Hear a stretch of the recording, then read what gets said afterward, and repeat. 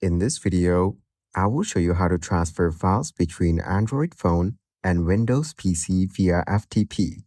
If you find this video helpful, please like and subscribe. Start by opening the Wi-Fi FTP server application on your phone. Once you're here, tap on Start. Then, enable Allow Access to manage all files. This permission allows this app to read, modify, and delete all files on your device. Now, moving on to your PC, go to this PC.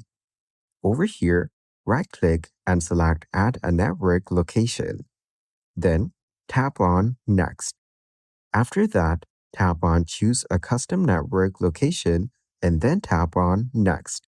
Here, enter the internet or network address of your website. Then, tap on Next. Tap on Next again.